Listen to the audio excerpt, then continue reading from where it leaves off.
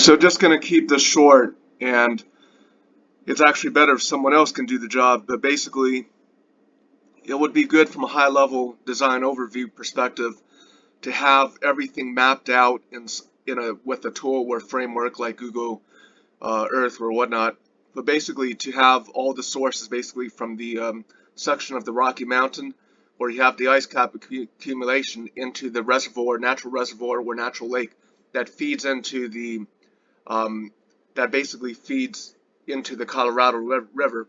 Yeah, so from the root upstream, midstream, and downstream into the main Colorado River.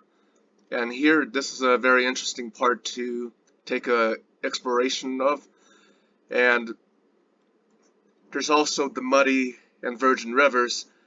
But what we want to take a look at is to understand that, from our perspective, Lake Mead is both natural and an artificial construct at the same time. So the whole canyon, everything is, of course, natural. This is not like basically an artificial water reservoir that was just created in the middle of nowhere.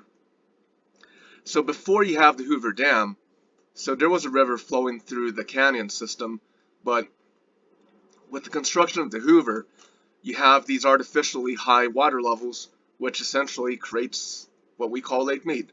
So you can see right here that upstream, you got much higher water levels than downstream. You can clearly see it by visiting the Hoover Dam. See right here? So the Hoover Dam essentially creates the lake. But without the construct of the Hoover Dam, you would still have like a natural river flowing through a natural canyon.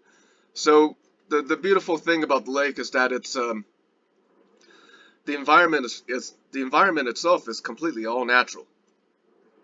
The water levels are artificially high because a dam was constructed. But it would be interesting to take a look at some of the root sources that feed into this so-called Lake Mead. But someone like Jay, they could do a much better diagram, just getting everything mapped out so people have a full understanding of everything. So from a high-level design overview, we're not really good at that, but essentially it would be really great to have, if it's possible, using a tool to have the entire path of the Colorado River mapped out, every key location from the section of the Rocky Mountains to the natural reservoir, which basically begin the Colorado.